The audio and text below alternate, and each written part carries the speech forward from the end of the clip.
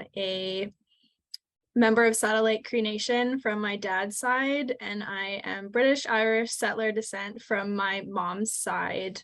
My knowledge from this work comes from a project that I did with the City of Vancouver last year or the year before that, and I looked at how the City of Vancouver was aligning to the calls for justice, specifically as they related to data about missing and murdered Indigenous women, girls, Two-Spirit, LGBTQ plus peoples. And so I'm really excited to bring that knowledge here today in this presentation. I want to start off by acknowledging and honoring all those who have lost their lives, their loved ones to this crisis. I see an immunity to this crisis in society where there is another day, another woman missing, another statistic. This entire discussion is based on lives that are being lost and the truth that we live in a place where lives being lost is deliberately ignored, where laws and institutions perpetuate violations of basic human and Indigenous rights, particularly for Indigenous women, girls, Two-Spirit, LGBTQQIA plus peoples. I honor and acknowledge the family members of missing and murdered Indigenous women, girls, Two-Spirit, LGBTQ plus peoples. It is thanks to the endless effort of survivors and family members that there was ever national attention to the crisis and the implementation of the national inquiry. It took decades of pressure on the government, police agencies, and the justice system for the federal government to launch the inquiry. The endless advocacy persists today to keep governments and organizations accountable. The national inquiry states that the fact that this national inquiry is happening now doesn't mean that Indigenous peoples waited this long to speak up. It means that it took this long for Canada to listen. Next slide, Jordan, please.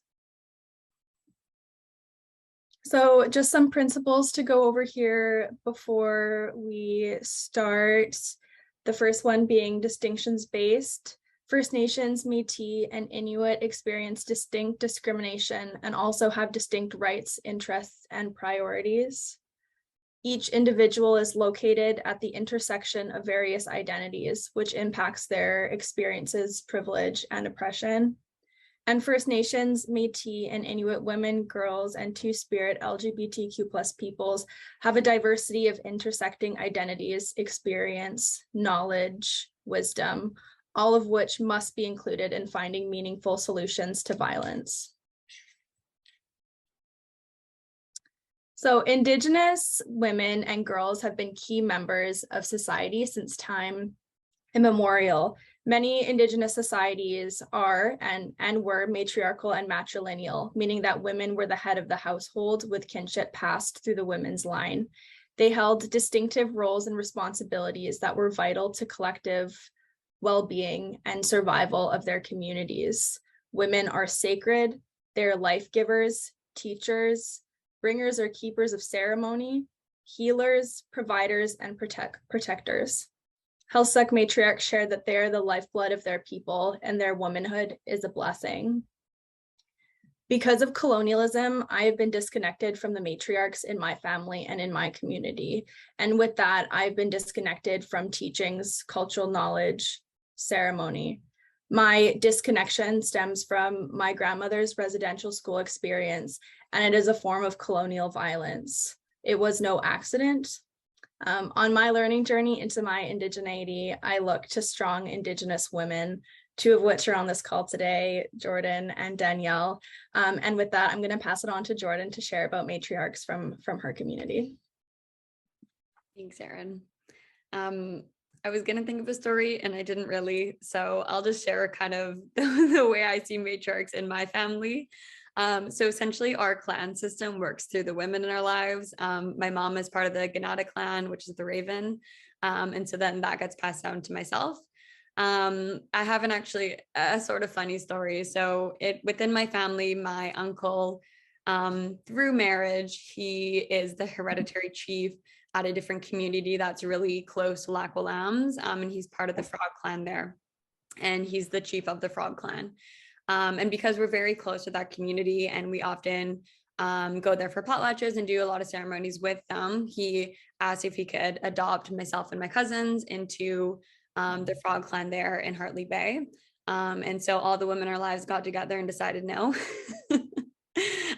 Because they felt that it was their responsibility to pass down their customs as the Raven clan.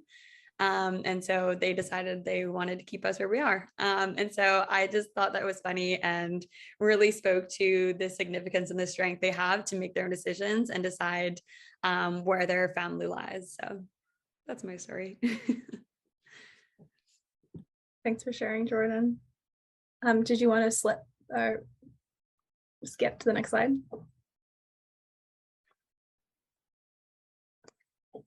Speaking to gender and sexual identity, Indigenous views on gender account for a broad range of sexual practices and genders.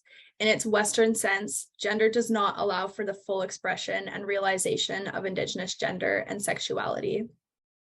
The term two-spirit in particular encompasses this broad range of sexual and gender identities, and by some is used to refer to the cultural roles of individuals embodying both female and male spirits, or to refer to Indigenous peoples who identify as lesbian, gay, transgender, transsexual, queer, intersex, and part of the continuum of non-heterosexual identities.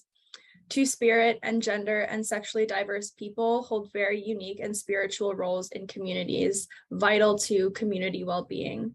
One example is to be a conduit between the physical and the spiritual worlds and to open doors to healing.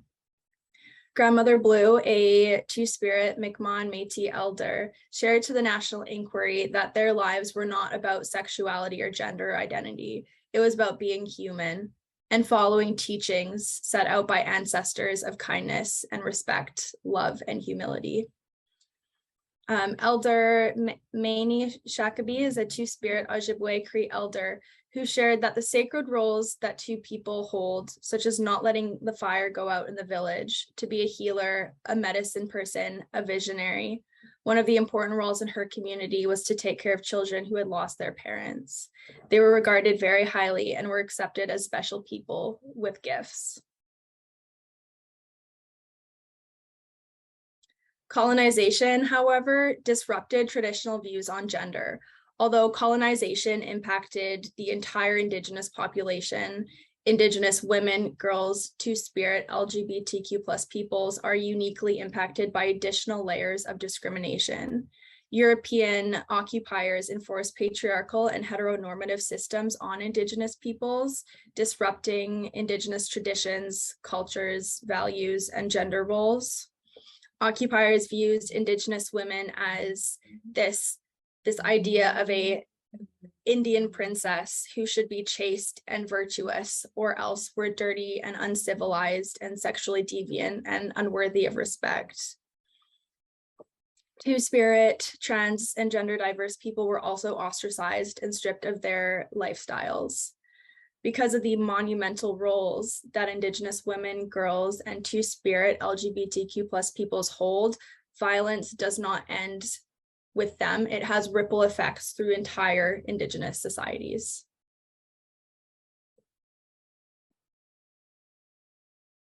The Native Women Association of Canada affirms that racist and colonial policies are the drivers of violence against Indigenous women, girls, and two-spirit LGBTQ+ peoples. So with that, I wanted to take some time to review these racist and colonial policies.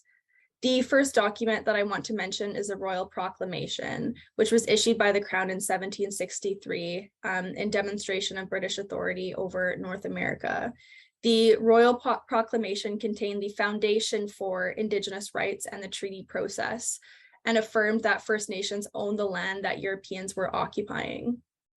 However, when the Dominion of Canada was created in 1876 with the British North America Act, the ideas of First Nations land ownership and the nation-to-nation relationship with the Crown unraveled. With the act, the government was given authority to create laws about Indians and Indian land. At this point, Indians were then considered wards of the state who should be forced to assimilate.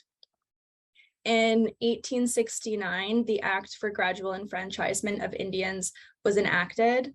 The ultimate purpose of enfranchisement and the loss of rights was to encourage assimilation and reduce the number of Indians that the government was financially responsible for. And something that I actually learned when putting this slide together was that status Indians were actually not considered people unless they enfranchised, either voluntarily or forcefully. And this did not change until 1951. The act also stipulated that Indian women marrying other than an Indian shall cease to be an Indian, and their children would not be Indians.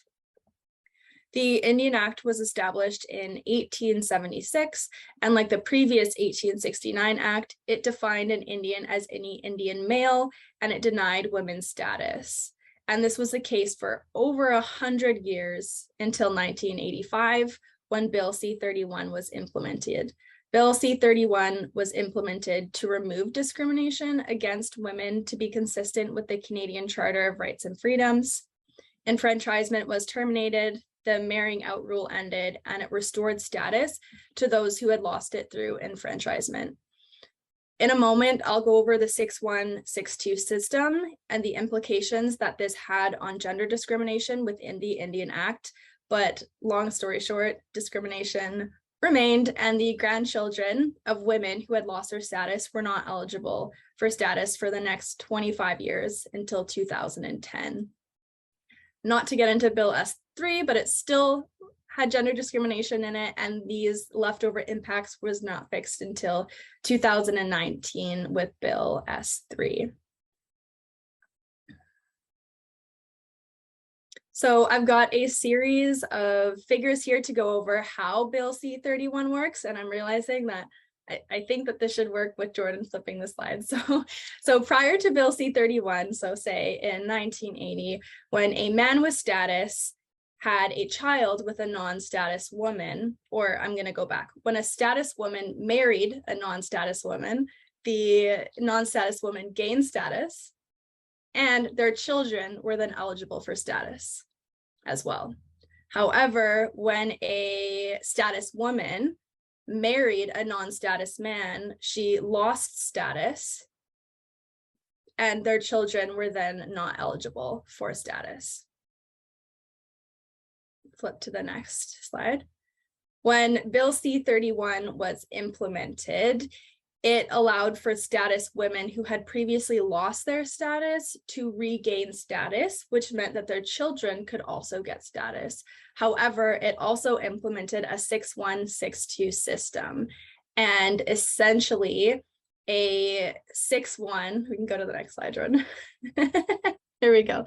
So if you are a status First Nations with the 6-1, this means that you can have a child with a non-status person and your child will still get status. If you are a 6-2, that means that status ends with you unless you also have a child with a person with status. So after Bill C-31, when women who had lost their status regained status and the children regained status, the children only regained status with the 6-2 level, which means that then they could not pass on their status another generation. So this is why gender discrimination still remained. And this was the case for, I think, 25 years until 2010, when Bill C-3 was implemented to fix this by giving 6-1 status to the children of the woman who had lost, meaning that they could pass on their status an extra generation to the same rate that the status man who had married a non-status person would have passed down their status. Danielle? Hi, I just thank you. This is so enlightening, Erin. And I just wanted to share another personal story. So I don't know how many people have in fact seen a status card. So this is, it's very blurry. Let me take my hand down. So this is what the status card looks like. It expires for some unexplained reason. So I actually expired as a status Indian in 2010. They have fancier cards now, but I don't have one. I have one of the old ones. But I just wanted to share with you guys. So I was born in 1978 in Fort Nelson. My dad is status 6'1". My mom is non-status. She's Métis. They were not married. I was put on the band list by my band, by my community in Fort Nelson. So I was born right at the end of December. So I was put on the band list. In April 1979, the Indian agent came to the community. His name is Milo Saville. He came to the community and he disregarded all of the legislation and took me off the band list and took away my status. My parents then split up and I moved to Winnipeg, and my mom didn't pursue that any further. And then when I reconnected with my dad as a teenager, his wife at the time was really said, you absolutely should go and get your status. And she was incensed because when I finally got this status card, I'm registered as a 6'2".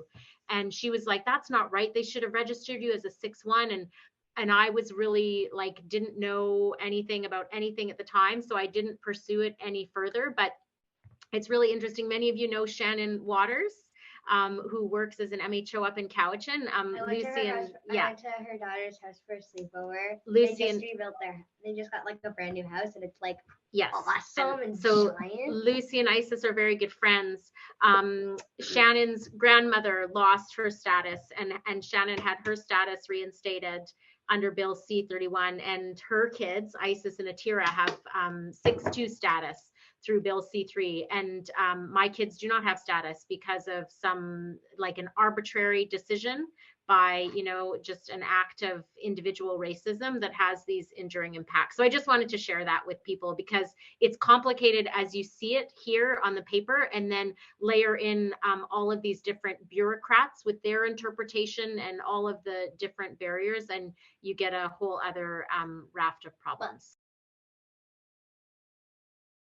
Yeah, absolutely. Thanks for sharing that, Danielle. And that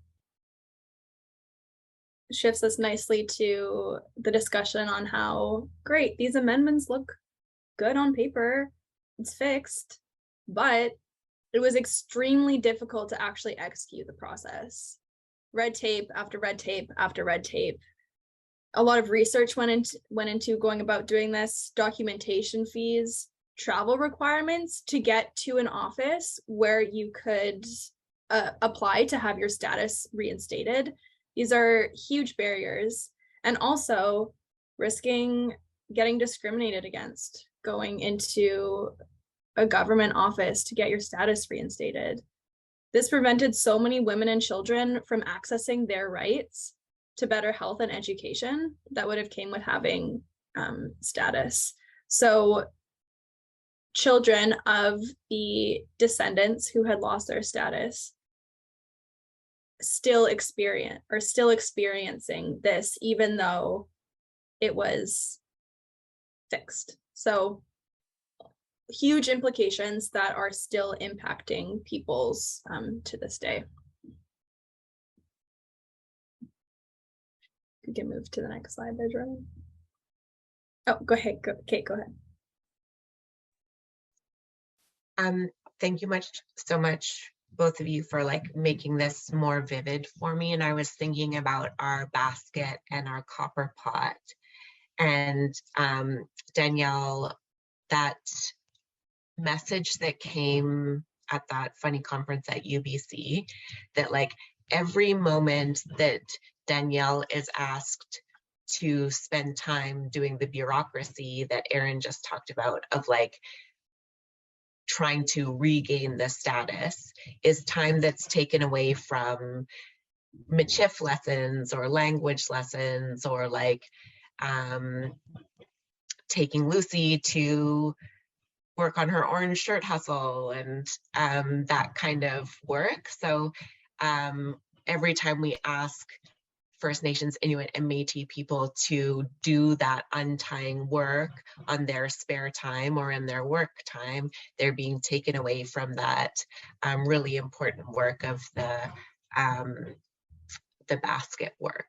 So I think this is like, for me, one of those really vivid moments where we're asking people Indigenous people to do copper pot work that they shouldn't have to do because we created the problem.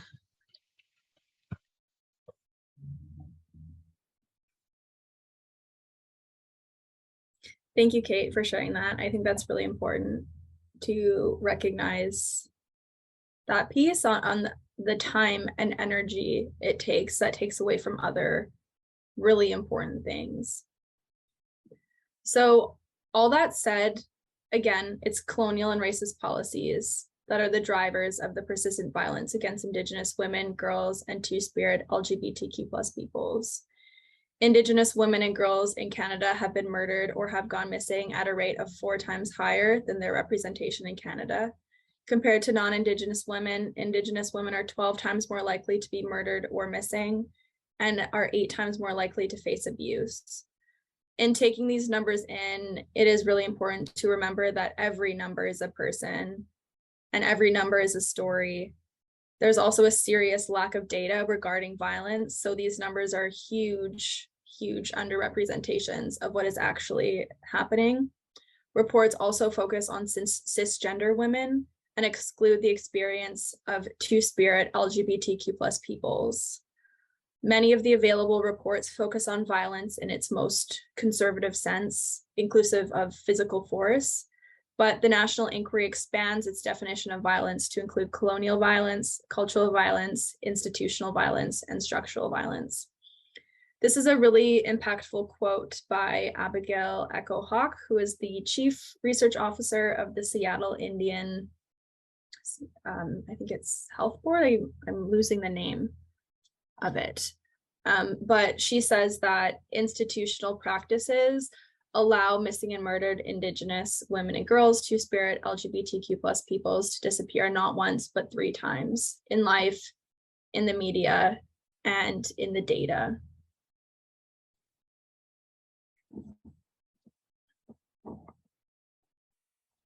So to bring this into a BC context, the crisis is very real here in BC. BC contains 28% of MMIWG2S in the Native Women's Association of Canada's database, the 2010 database. It contains 2 very high-profile areas. One is the downtown east side, which has been called ground zero for violence against women. It was also victim to Canada's worst serial killer, or one of Canada's worst serial killers, Robert Pickton, who largely victimized Indigenous women. Pickton's property contained evidence of 33 murdered women who had gone missing between 1995 and 2001. Pickton was not caught for years because the women going missing were not a priority. The Forsaken report that was published in 2012 identified that it was because of RCMP and VPD's failure to investigate these disappearances that it took so long for them to catch him. BC also contains the Highway of Tears, a stretch of highway in northern BC from Prince George to Prince Rupert, along which dozens of women have been murdered or gone missing. This is one sign along the Highway of Tears that reads, "Girls don't hitchhike, killer on the loose."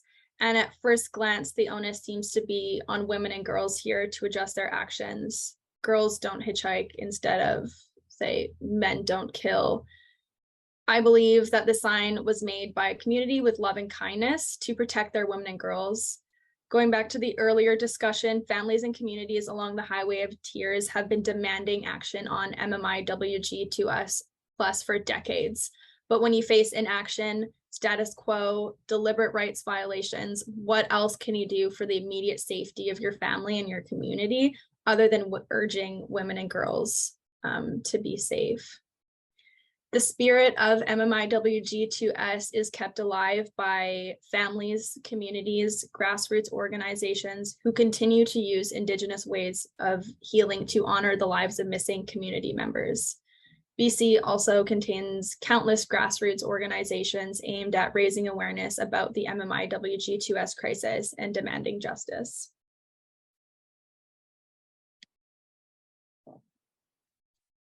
So with that background, we can get into some specifics of the national inquiry It was a nationwide investigation into the MMIWG2S+ crisis to document the systemic causes of violence against Indigenous women, girls, and 2S LGBTQ+ peoples.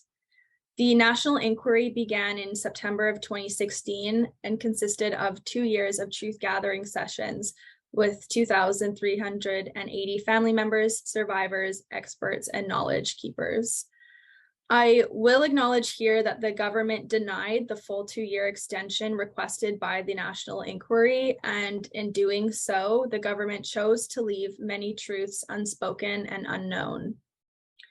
Over the 2 years, 468 family members and survivors of violence shared their experiences and recommendations at 15 community hearings, and over 270 family members and survivors shared their stories in 147 private sessions.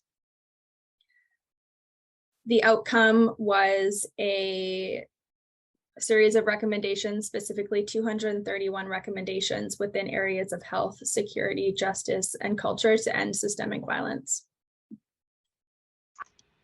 Sorry to interrupt, Erin. Lucy and I have to go now to start our pilgrimage to see Dr. Pierre Henderson Bryce and do other stuff in Ottawa. So thank you, everybody, for being together. Yeah, by Métis National Council. But it was really nice to be with all of you this morning, and I hope you guys have a good rest of your day, and we'll see you when we get back. Okay, wait, oh, and sorry, Lucy had one other thing. What's the word for? Kawapamitin Mina. Yeah, Kawapamitin Mina. Fishki show. Bye. I don't know exactly what they mean, but they mean bye. My heart. Okay, next slide, please, Fred. Through the truth gathering process, the national inquiry identified 7 principles for change, which includes decolonization, family and survivor inclusion, Indigenous-led and self-determined, distinctions-based, equity and rights, cultural safety, and trauma-informed. And to enact these are principles that are the building blocks for transformation and principles that will get us to a place of without violence. Many of the 231 calls to justice are aimed at government.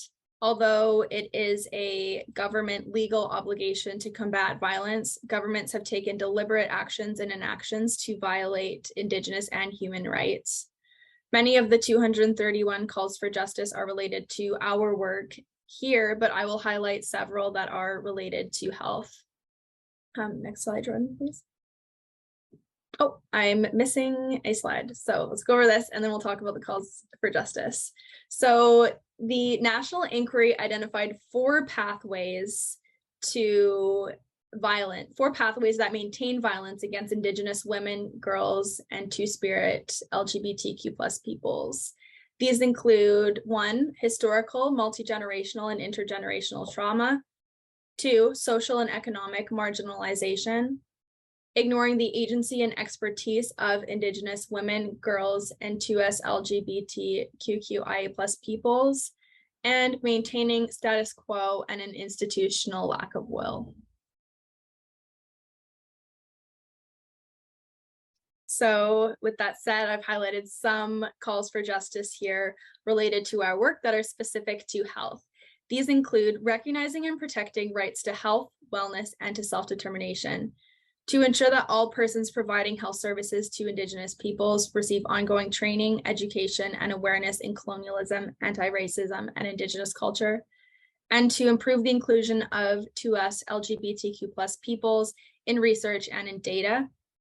I also wanted to highlight calls for justice for all Canadians, and these include speaking out against violence, being an ally by actively working to break down barriers, to protect, support, and promote the safety as well as self-determination, and to help hold all governments accountable to act on the calls for justice. I also wanted to highlight the MMIWG2SLGBTQQIA+ National Action Plan that was put out by the 2S LGBTQQIA+ sub-working group. The sub-working group is a part of a larger core working group of the main national action plan. And the sub-working group identifies that the Two-Spirit LGBTQ plus community was excluded from national inquiries such as the National Inquiry and the TRC. And they propose several calls to action to end violence against Two-Spirit LGBTQ plus peoples and to bring their experiences, wisdom, and expertise into the meaningful solutions. Just as an example here, with respect to health and wellness, the sub-working group calls for the reassertion of historical Two-Spirit LGBTQ plus healing roles and less violence and sexism against this community in healthcare services.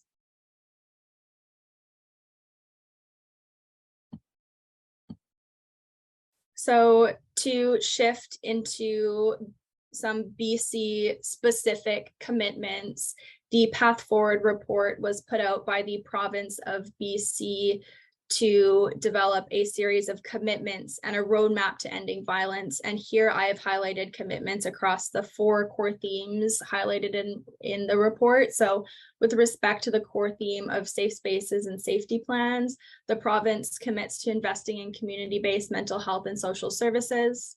With respect to healing support, one of the commitments was to accelerate BC response to the opioid crisis. With respect to strengthening relationships and partners, the province commits to deliver the action plan under DRIPA and to draw recommendations from In Plain Sight to address Indigenous specific racism in healthcare in BC. And with the core theme of access to resources and recommendations, the province commits to working with the BC's Human Rights Commissioner and other stakeholders to introduce legislation that will help reduce systemic discrimination and pave the way for race-based data collection and essential to modernizing sectors like policing, healthcare, and education.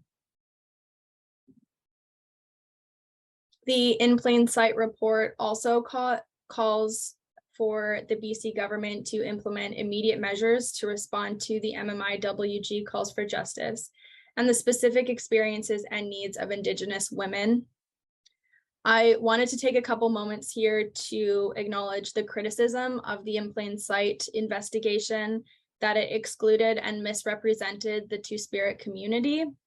The supplementary In Plain Sight gender update report was published a few months after the main report, and it also missed the mark here by only referencing the Two-Spirit LGBTQ plus communities in relation to straight cisgendered peoples and misrepresented experiences by saying that the community has better healthcare experiences than Indigenous men and women. The Jessie Dame of the Community-Based Research Center, she's the Two-Spirit program manager, talks about how Two-Spirit folks were excluded from the report because of the population size. However, 8.1% of respondents to the In Plain Sight report identified as Two-Spirit, non-binary, transmasculine, or transfeminine, which is actually a really good chunk of people. And Jessie Dame says that the exclusion of Two-Spirit folks from research for statistical reasons silences small communities and is actually a weapon of colonization. And so the Community-Based Research Center had been working with the In Plain Sight group, the investigation, to better include Two-Spirit LGBTQ plus peoples in this really important work, given the additional layers of discrimination that this community faces in healthcare.